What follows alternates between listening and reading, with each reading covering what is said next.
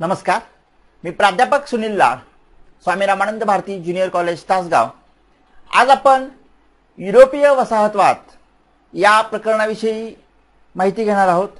यामध्ये आपण अमेरिका या वसाहतीची माहिती घेऊ, त्याचबरोबर बोस्टन टी पार्टी, स्वातंत्र्याचा जाहीरनामा या मुद्द्यांचीही सविस्तर चर्चा करणार आहोत। युरोपीय राष्ट्रांनी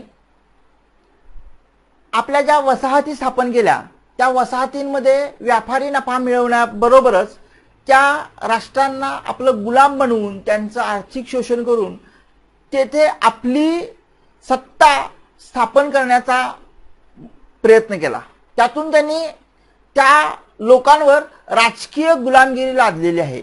त्यांना मानसिक गुलाम बनवलेलंच आहे, त्याचबरोबर त्यांना राजकीय गुलाम बनवून त्यांच्याकडून पाहिजे ते साध्य करून घेणं हा युरोपीय राष्ट्रांचा एक हेतू बनला होता। त्यामध्ये त्यांनी त्या वसाहतीतील लोकांची कत्तल केली आणि तेथील राष्ट्र आपल्या वर्चस्वाखाली आणली। म्हणजे काय करावं लागेल त्या सर्व उपाय, सर्व अन्याय त्या लोकांवर लादून तेथे आपली राजकीय सत्ता त्यांनी प्रबळ केलेली आहे। त्यामध्ये सुरुवातीला पोर्तुगाल आणि स्पेन ही राष्ट्र पुढे होती। पहा, पोर्तुगाल आणि स्पेन। पोर्तुगालने अमेरिकेमधील ब्राझील या प्रदेशावर आपला कब्जा मिळवला आणि स्पेनने मेक्सिको या प्रदेशावर आपला कब्जा मिळवला। आता ही राष्ट्रे काय करत होती तर त्या देशातील कच्चा माल आपल्या देशात आणायचा। जल मार्गांवर सुद्धा त्यांचीच मक्तेदारी होती। कच्चा माल आपल्या देशात आणून आपल्या देशातील कारखान्यांमध्ये, उद्योगधंद्यांमध्ये त्यावर प्रक्रिया केली जात होती आणि तयार झालेला पक्का माल विक्रीसाठी पुन्हा त्याच वसाहतींमध्ये नेला जात होता आणि त्यातून अतिरिक्त भांडवल निर्माण केलं जात होतं। अशा पद्धतीने ही राष्ट्रे, युरोपीय राष्ट्रे आपलं वसाहतवादी धोरण पुढे नेत होती। यामध्ये स्पेननं जे मेक्सिको आपल्या ताब्यात घेतलं त्याला स्पेनच्या लक्षात आलं की मेक्सिकोमध्ये सोन्याचे साठे मोठ्या प्रमाणात आहेत आणि हे सोन्याचे साठे पहा, सोन्याचे साठे मिळवण्यासाठी स्पेननं तेथील खाणींमधून मोठ्या प्रमाणावर उत्खनन केलं आणि ते सोने आपल्या देशामध्ये आणलेलं आहे। आणि त्याचबरोबर अमेरिकेमध्ये जे शेती होती त्यामध्ये ऊस आणि तंबाखू ही पिकं घेण्यासाठी त्यांनी आफ्रिकेतून गुलाम आणलेले आहेत। बघा, जसं अमेरिकेमध्ये त्यांनी वसाहती स्थापन केल्या त्याचबरोबर त्यांनी आफ्रिकेमध्ये सुद्धा स्वतःच्या वसाहती स्थापन केल्या होत्या।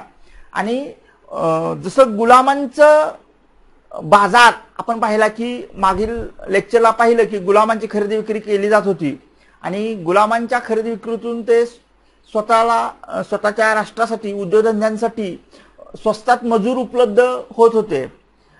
त्यातलाच हा भाग की आफ्रिकेतले जे गुलाम ही जी युरोपीय राष्ट्र आणत होती त्या गुलामांचा उपयोग शेतीसाठी अमेरिकेमध्ये स्पेनने करून घेतलेला आहे।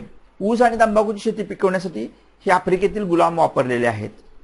त्यानंतर स्पेनच्या लक्षात आलं की अमेरिकेत त्यांच्या ज्या वसाहती आहेत त्या वसाहतींमध्ये सोन्याचे साठे मोठ्या प्रमाणात आहेत। त्यावेळेला त्यांनी शेतीतलं लक्ष कमी केलेलं आहे पहा, आणि शेतीपेक्षा सोनं उत्पादन करण्यावर त्यांनी जास्त भर दिला। आपलं लक्ष सोने उत्पादनावर केंद्रित केलेलं आहे। दक्षिण अमेरिकेमध्ये संपूर्ण किनारपट्टीवर स्पेननं आपलं वर्चस्व निर्माण केलं। दक्षिण किनाऱ्यावरील फ्लोरिडा ते कॅलिफोर्नियाचा प्रदेश स्पेननं आपल्या ताब्यात घेतलेला आहे। म्हणजे संपूर्ण किनारपट्टी जी आहे दक्षिण अमेरिकेची त्यावर स्पेनचं वर्चस्व आहे। अमेरिकेतील रेड इंडियन आणि आफ्रिकेतून आणलेले गुलाम यांच्याकडून शेती करून घ्यायला सुरुवात केली। रेड इंडियन हे अमेरिकेतील मूळचे लोक आहेत आणि या मूळच्या लोकांचा उपयोग त्यांनी शेती करण्यासाठी केलेला आहे। त्याचबरोबर आफ्रिकेतून गुलाम आणलेले आहेत, त्यांचाही उपयोग शेती करण्यासाठी या स्पेननं केलेला आहे. शेतीबरोबरच खनिज संपत्ती मिळवणे हा सुद्धा स्पेनचा एक उद्देश होताच आणि मोठ्या प्रमाणावर त्या खाणीतून खनिजे उत्पादित करून आपल्या देशामध्ये स्पेन घेऊन जात होता. म्हणजे शेतीबरोबरच खनिज संपत्ती मिळवणे आणि आपल्या देशाची भरभराट करणे हा स्पेनचा उद्देश होता. आणि ज्यावेळेला इतर राष्ट्रांच्या लक्षात आलं की स्पेन अशा पद्धतीने आपल्या राष्ट्राची भरभराट करत आहे, त्यावेळेला इतर राष्ट्र सुद्धा स्पेनच्या स्पर्धेत उतरलेले आहेत. आणि स्पेननं आपला जो राज्यकारभार सुरळीत करण्यासाठी त्या वसाहतींमध्ये आपले काही प्रशासकीय अधिकारी जसं की गव्हर्नर नेमण्यास सुरुवात केलेली आहे. कारण एवढ्या विस्तृत प्रदेशावर आपली सत्ता टिकवायची आहे, तेथून व्यापारी नफा मिळवण्यासाठी जसं की खनिज संपत्ती, त्याचबरोबर शेती आणि इतर अनेक कच्चा माल त्या वसाहतींमधून युरोपीय राष्ट्रांमध्ये आणला जात होता.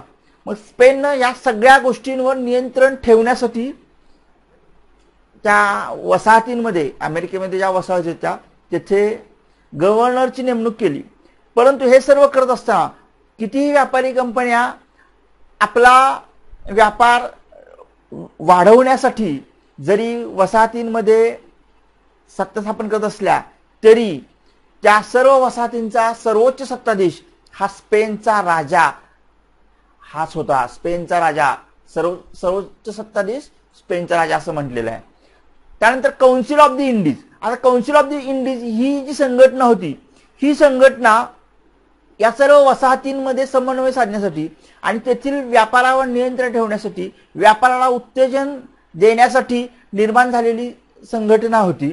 या काउन्सिल ऑफ द इंडीज या संघटनेच्या सहाय्यानं स्पेन अमेरिकन वसाहतींमध्ये आपला व्यापार वृद्धिंगत करत होता. कच्चा माल आणणं, पक्का मालाची त्या ठिकाणी विक्री करणं, या सर्व प्रक्रियेसाठी काउन्सिल ऑफ द इंडीज या संघटनेवर सर्व जबाबदारी दिली गेली होती. हे सर्व मुद्दे सर्वांनी लिहून ठेवा, गरजेचे आहेत. आता स्पेनचं जसं जसं वर्चस्व वाढायला लागलं, अमेरिकेमध्ये वसाहती स्थापन केल्यानंतर स्पेनने स्वतःच्या राष्ट्रासाठी त्या वसाहतींचा मोठ्या प्रमाणावर वापर करून घेतला आणि इतर युरोपीय राष्ट्रांच्या लक्षात ज्यावेळेला स्पेनची ही भरभराट आली त्यावेळेला इतर राष्ट्रांनी सुद्धा अमेरिकेमध्ये आपली सत्ता, आपल्या वसाहती निर्माण करण्यासाठी प्रयत्न केले. तर स्पेन नंतर प्रयत्न करणारे राष्ट्र आहेत इंग्लंड, हॉलंड, फ्रान्स यांनी अमेरिका खंडात वसाहती स्थापण्यास सुरुवात केली. इंग्लंड हे सुद्धा राष्ट्र वसाहतवादामध्ये अग्रेसर होतं. इंग्लंडची राणी एलिझाबेथ पहिली या राणीनं सागरी मोहिमा काढण्यासाठी दर्यावर्दींना प्रोत्साहन दिलं. त्याचबरोबर वेगवेगळ्या प्रदेशामध्ये आपली सत्ता, आपल्या वसाहती स्थापन करण्यासाठी सुद्धा प्राधान्य दिलेलं आहे. इंग्लंडची राणी एलिझाबेथ, सगळ्यांनी हे नावही लक्षात ठेवा कारण रिकाम्या जागा भरा ऑब्जेक्टिव्ह प्रश्नांसाठी हा मुद्दा आपल्याला माहीत असणं गरजेचं आहे. इंग्लंडची राणी एलिझाबेथ सागरी मोहिमांना आणि वसाहती स्थापन करण्यास प्रोत्साहन आणि प्राधान्य दिलेलं आहे. आता या वसाहती स्थापन करण्यापाठीमागचा मूळचा उद्देश हा काय होता तर व्यापारी नफा मिळवणं. परंतु व्यापारी नफा मिळवण्याबरोबरच कालांतराने त्याला दुसरा उद्देश जोडला गेला, तो म्हणजे स्वराष्ट्राचं हित साधणं. म्हणजे आपल्या औद्योगिक क्रांतीनंतर जो अतिरिक्त नफा मिळालेला आहे, अतिरिक्त भांडवल निर्माण झालेलं आहे, त्या भांडवलाची गुंतवणूक करणं, यासाठी व्यापारी बाजारपेठा निर्माण व्हाव्यात आणि त्यासाठी नवनवीन वसाहतींचा शोध घेणं आणि तिथं आपल्या वसाहती निर्माण करणं हा जो उद्देश होता. परंतु कालांतराने काय झालं की फक्त व्यापारी नफा मिळवायचाच नाही तर त्या ज्या वसाहती होत्या त्या वसाहतींवर आपली सत्ता कायमस्वरूपी आणि एक हुकमी सत्ता स्थापन करायची. जेणेकरून ती राष्ट्र आपली गुलाम बनतील आणि वर्षानुवर्षे आपण त्या राष्ट्रांकडून आपल्या राष्ट्राचं हित साध्य करू शकू. म्हणजे व्यापार नफ्याबरोबरच स्वराष्ट्राचं हित साधणं हा सुद्धा वसाहतवादाचा एक उद्देश होता, हे आपल्या लक्षात येईल. इंग्लंडनं या वसाहती स्थापन करण्यासाठी वेगवेगळ्या लोकांना प्रोत्साहन दिलेलं होतं. त्यापैकी जॉन कॅबट यांना इंग्लंडने अमेरिकन भूमीवर वसाहत स्थापन करण्याची परवानगी दिली. जॉन कॅबट यांना सर्वप्रथम अमेरिकेमध्ये वसाहत स्थापन करण्याची परवानगी दिलेली आहे. त्यांनी उत्तर अमेरिकेमध्ये इंग्लंडचं बस्तान बसवलं. बघा, जॉन कॅबट 1496 साली त्याला परवानगी मिळाली.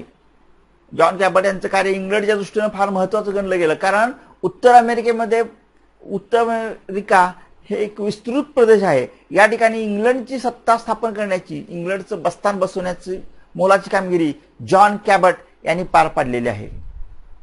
इसवी सन 1607 मध्ये जेम्स नदीच्या काठावर ब्रिटिशांनी जेम्स टाउन नावाची वसाहत स्थापन केली. बघा, हा एक प्रश्न आपण अधोरेखित करू. जेम्स टाउन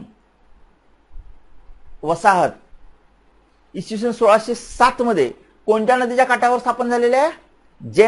जेम्स नदी. आणि कालांतरानं या जेम्स टाउन वसाहतीलाच नाव दिलेलं आहे व्हर्जिनिया.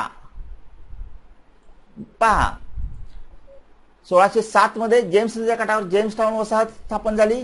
तिचंच नाव कालांतराने बदलून व्हर्जिनिया असं दिलेलं आहे. आता अमेरिकेमध्ये ज्या वसाहती होत्या त्या वसाहतींवर आपली सत्ता कायमस्वरूपी स्थापन होण्यासाठी, ती प्रबळ होण्यासाठी इंग्लंडनं काय केलं की वेगवेगळे कायदे त्या ठिकाणी करण्यास सुरुवात केली. त्यापैकीच एक महत्त्वाचा कायदा म्हणजे जलवाहतुकी संबंधीचा कायदा. आता हा जलवाहतुकी संबंधीचा कायदा काय असणार आहे? तर आपण पाहतो की कोणत्या ना कोणत्या मार्गानं त्या वसाहतींवर वेगवेगळे निर्बंध आणायचे, त्यांची मुस्कटदाबी करायची, जेणेकरून त्या राष्ट्रांची प्रगती होण्याची संधीच निर्माण करायची नाही. त्यापैकी हा जलवाहतूक संबंधीचा कायदा इंग्लंडने जो केला होता, तर त्याचा उद्देश असा होता की इंग्लंड व्यतिरिक्त इतर कोणालाही जलवाहतूक करण्यास परवानगी द्यायची नाही. फक्त इंग्लंडलाच जलवाहतुकीची परवानगी त्या ठिकाणी देण्यात आलेली होती. त्यामुळे काय झालं की इतर कोणीही मालाची ने-आण करू शकत नव्हतं. त्यामुळं दुसऱ्या कोणालाही त्या ठिकाणी स्वतःची प्रगती करण्याची संधी निर्माण झालेली नाही. फक्त इंग्लंडची मक्तेदारी जलवाहतुकी संदर्भात निर्माण झाली.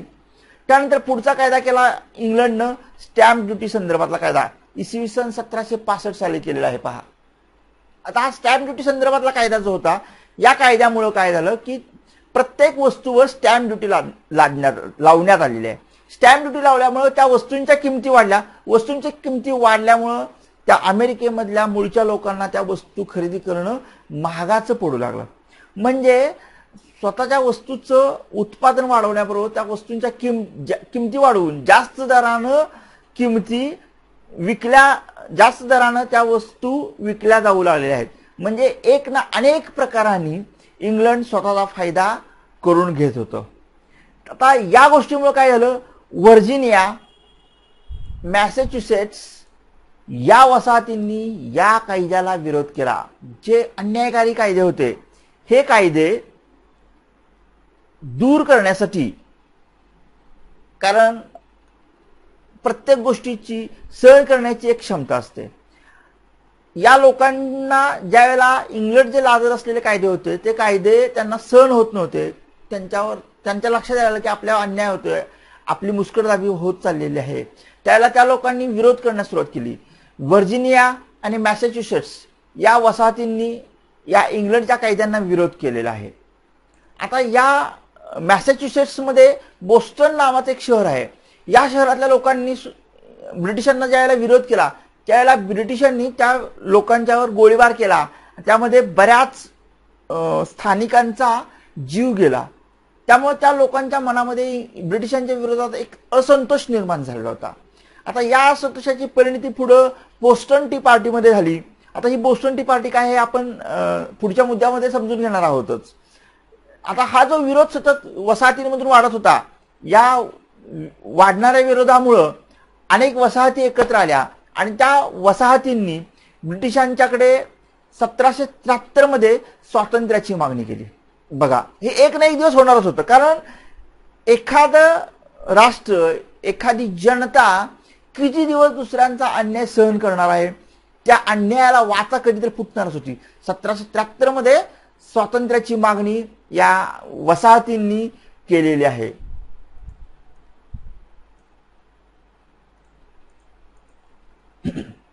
आता आपण बोस्टन टी पार्टी ही घटना आपण समजून घेऊ. बोस्टन टी पार्टी हा प्रसंग 1773 मध्ये घडला. हा प्रसंग घडला ते ठिकाण आहे बोस्टन बंदर.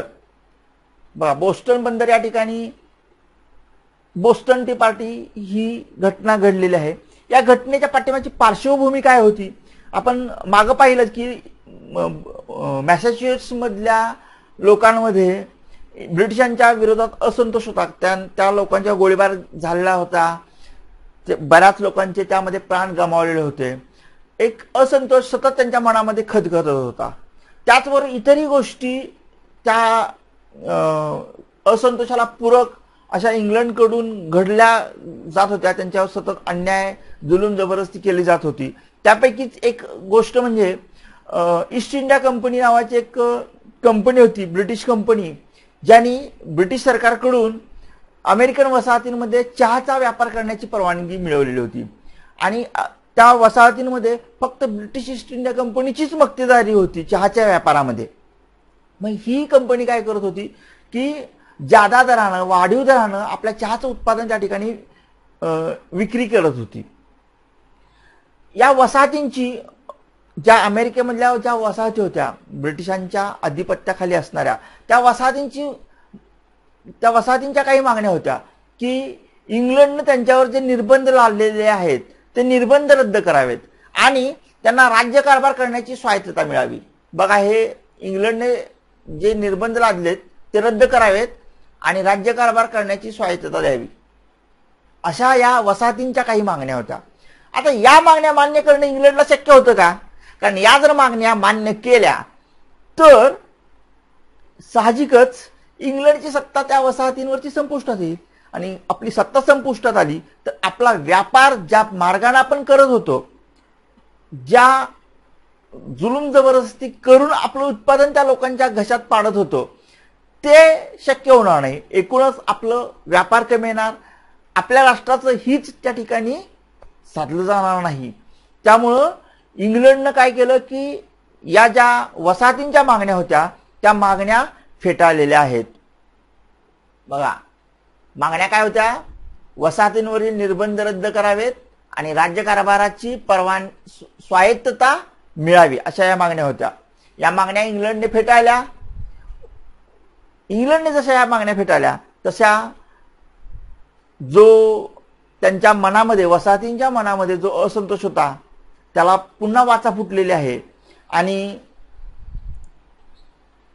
त्यांनी काय केलं की इंग्लंडच्या मालावर बहिष्कार टाकला. आता इंग्लंडच्या मालावर बहिष्कार टाकायचा म्हणजे काय? स्वतःच्या मालाला प्रोत्साहन द्यायचं. आता इंग्लंडच्या मालावर बहिष्कार जर टाकला तर ही गोष्ट इंग्लंडला सहन होणार होती का? साहजिकच नाही. त्यामुळे इंग्लंडकडून पुन्हा त्यांची मुस्कटदाबी मोठ्या प्रमाणात सुरू झालेली आहे. आता या सगळ्या गोष्टीचा निषेध दर्शवण्यासाठी या बोस्टन जे बंदर आहे, बोस्टन शहर, त्या ठिकाणी बंदर होतं, समुद्रमार्गे जहाजातून त्या ठिकाणी माल येत होता. तर ब्रिटिश ईस्ट इंडिया कंपनीचा जो चहाचा माल त्या ठिकाणी आला, चहाच्या पेट्या भरलेल्या जहाजं त्या ठिकाणी आली, त्यावेळेला या बोस्टन बंदरातील स्थानिकांनी काय केलेलं आहे की जो चहाची जे जहाज आली होती त्यातल्या पेट्या उचलून समुद्रात फेकून दिल्या. अशा पद्धतीने त्यांनी काय केलं की आपला जो असंतोष होता तो त्यांनी व्यक्त केलेला. इंग्लंडच्या मुस्कटदाबीचा त्यांनी निषेध केलेला आहे. समुद्रात चहाच्या पेट्या फेकलेल्या आहेत पहा. त्यामुळं या घटनेला बोस्टन टी पार्टी असं नाव दिलेलं आहे. बोस्टन टी पार्टी, आपण नावावरूनच या घटनेचा अंदाज बांधू शकतो. बोस्टन याचा अर्थ बोस्टन बंदरामध्ये घडलेली ही गोष्ट आहे. बोस्टन बंदर पहा, वर आपला मुख्य मुद्दा आहे बोस्टन बंदर. आणि टी पार्टी, टी म्हणजे चहा, चहाच्या संदर्भातील ही घटना घडलेली आहे. त्यामुळं या घटनेला बोस्टन टी पार्टी असं म्हटलं. आणि ही घटना कधी घडलेली आहे? इसवी सन 1773 मध्ये. बोस्टन टी पार्टी हा महत्वाचा प्रश्न आहे परीक्षेमध्ये. या संदर्भात वस्तुनिष्ठ प्रश्न, दीर्घोत्तरी प्रश्न विचारले जाऊ शकतात. त्यामुळं या प्रश्नासंदर्भात जर परीक्षेमध्ये विचारणा झाली तर या मुद्द्यांच्या अनुषंगानं आपल्याला हे उत्तर लिहिता येणं गरजेचं आहे. त्यानंतर पुढचा आपला मुद्दा आहे स्वातंत्र्याचा जाहीरनामा. आता ब्रिटिशांच्या ज्या वसाहती होत्या त्या वसाहतींमध्ये ब्रिटिशांच्या विरोधात जो असंतोष होता तो आपण पाहिला. बोस्टन टी पार्टीच्या घटनेच्या अनुषंगानं आपल्याला तो असंतोष लक्षात आलेला आहे. तर या वसाहती आणि ब्रिटिश सरकार यामध्ये सतत लढाया होऊ लागलेल्या होत्या. त्यांनी एकत्र येऊन, एक 13 वसाहती होत्या, त्या 13 वसाहतींनी एकत्र येऊन आम्ही ब्रिटिशांचं राज्य मानत नाही, त्यांचे नियम, त्यांचे कायदे आम्ही झुगारून देत आहोत, असं त्यांनी स्वतःचं स्वातंत्र्य घोषित केलं. त्याला स्वातंत्र्याचा जाहीरनामा म्हटलेला आहे. 4 जुलै 1776 मध्ये पाहून घ्या. ही तारीख सर्वांच्या लक्षात राहणं गरजेचं आहे. 4 जुलै 1776 आपण अधोरेखित करू या तारखेला. या 4 जुलै 1776 थॉमस जेफरसन यांनी जो स्वातंत्र्याचा जाहीरनामा मांडलेला होता त्याला संमती मिळालेली आहे. थॉमस जेफरसन यांनी काही मानवाच्या अनुषंगानं, मानवाच्या स्वातंत्र्याच्या दृष्टीनं काही मुद्दे त्या जाहीरनाम्यामध्ये नमूद केले होते. त्यांनी सांगितलं होतं की जीवन जगणे, स्वातंत्र्य आणि आनंद मिळवणे. पहा, हे जे 3 हक्क आहेत हे निसर्गसिद्ध हक्क आहेत. हे हक्क कुणीही डावलू शकत नाही. हे मानवाचे 3 महत्वाचे हक्क आहेत, यांना कुणीही डावलू शकणार नाही. हे स्वातंत्र्याच्या जाहीरनाम्यामध्ये नमूद केलेलं आहे. अमेरिकेतील 13 वसाहतींनी ब्रिटिशांच्या विरोधात लढा दिला. आता या ज्या 13 वसाहती होत्या या वसाहतीमधील जनतेनं ब्रिटिशांच्या विरोधात पुकारलेला हा लढा, हा जो लढा होता तो जनतेनं एका राजेशाहीच्या विरोधात पुकारलेला लढा होता. जनता स्वतःच्या स्वातंत्र्यासाठी लढत होती. या लढ्याचा अंतिम परिणाम सॅराटोगा या ठिकाणी ब्रिटिशांचा निर्णायक पराभव झालेला आहे. त्या सॅराटोगा या ठिकाणी या वसाहतींच्या सैन्याचं नेतृत्व जॉर्ज वॉशिंग्टन हे करत होते. पहा, जॉर्ज वॉशिंग्टन आपण अधोरेखित करू. त्यानंतर इंग्रजांच्या सैन्याचं नेतृत्व लॉर्ड कॉर्नवॉलिस करत होते. बऱ्याच वर्षापासून सुरू असणारा हा लढा ब्रिटिश आणि वसाहतीमधील जनता यांच्यामधील याचा अंतिम परिणाम सॅराटोगा या ठिकाणी झालेला आहे. त्या ठिकाणी ब्रिटिशांच्या सैन्याचा निर्णायक पराभव झाला आणि ब्रिटिशांची या वसाहतींवर असणारी सत्ता संपुष्टात आलेली आहे. अमेरिकेतील जनतेनं एका राजेशाही विरुद्ध, ब्रिटन या ठिकाणी राजेशाही होती, या राजेशाहीच्या विरोधात पुकारलेला लढा होता. जनतेनं राजाच्या विरोधात दिलेला लढा. त्यामुळे राजाविना राज्य ही अमेरिकेने जगाला दिलेली एक महत्वाची देणगी मानली गेली. जनतेच्या स्वातंत्र्यासाठी एका राजेशाही राष्ट्राविरोधात पुकारलेला लढा होता हा. म्हणून म्हटलेला आहे राजाविना राज्य, अमेरिकेनं जनतेला जगाला दिलेली एक महत्वाची देणगी. हा पाठ तुम्हा सर्वांना समजला असेलच. या घटकाच्या संदर्भात ऑनलाईन टेस्ट www.connectivism.in या वेबसाईटवर तुम्हाला उपलब्ध होतील. हा घटक तुम्हा सर्वांना समजला असेलच अशी आशा करतो. धन्यवाद.